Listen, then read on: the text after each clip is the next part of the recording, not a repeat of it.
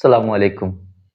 সম্মানিত এমপিওভুক্ত school, college, মাদ্রাসা ও কারিগরি শিক্ষা প্রতিষ্ঠানের শিক্ষক এবং কর্মচারীবৃন্দ প্রত্যেককে জানাচ্ছি ইংলিশ উইথ সাইমন ইউটিউব চ্যানেলের পক্ষ থেকে আন্তরিক অভিনন্দন এবং শুভেচ্ছা। সেই সাথে আমার সালাম। আসসালামু আলাইকুম। অন্যান্য ধর্মাবলম্বী ভাই-বোনদেরকে জানাচ্ছি আদাব। আশা করছি প্রত্যেকে ভালো আছেন, সুস্থ আছেন মহান সৃষ্টিকর্তার অসীম মহিমায়। আমিও আপনাদের দোয়ায় আল্লাহর অশেষ রহমতে সুস্থ রয়েছি। দর্শকবৃন্দ, আ আমি সেরকম আর YouTube এ রেগুলার থাকতে পারি না। বিভিন্ন কারণে মাঝে, মাঝে আসি আরকি। তো আজকেও আসলাম আপনাদের সামনে বিশেষ একটি খবর নিয়ে। অনেকের আছে মানে আমাকে ব্যক্তিগতভাবেও জিজ্ঞাসা করে, আবার অনলাইনে বিভিন্ন ভিডিওর কমেন্টেও জিজ্ঞাসা করে থাকে যে, "স্যার বদলি, বদলি নিয়ে বিশেষ করে যে আমাদের বদলিটা যদি নবম গণবিজ্ঞপ্তি বা পরবর্তী যে শিক্ষক নিয়োগের জন্য সার্কুলার দেওয়া হবে ১৯ তম আ পরি নিবন্ধন নেওয়া হবে সেখানে যে পরবর্তী সার্কুলার আসবে, এটা যদি আগে না হয় তাহলে তো আমরা কোনো পদ খালি পাবো না বা শূন্য পাবো না।" তাদের জন্যই মূলত আজকের এই ভিডিওটা।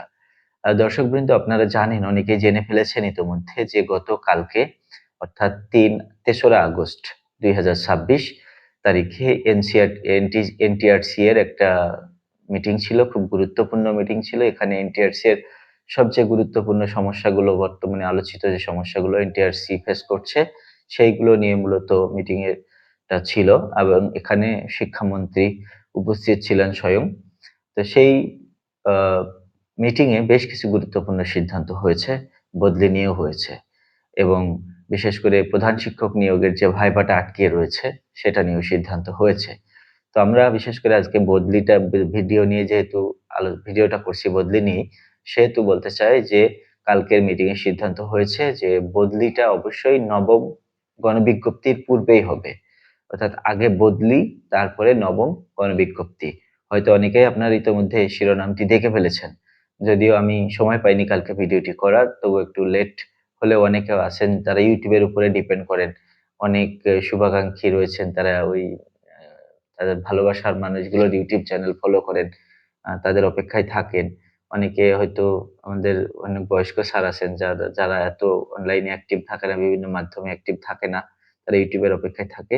তো সবার উদ্দেশ্যে বলতে চাচ্ছি যে এ পর্যন্ত যে সিদ্ধান্ত হয়েছে সেখানে বলা হয়েছে বদলি আগে, দেন নবম গণবিজ্ঞপ্তি শিক্ষক নিয়োগের। তো চিন্তার কিচ্ছু নেই। আশা করছি বদলি অনেকটা এগিয়ে গেছে।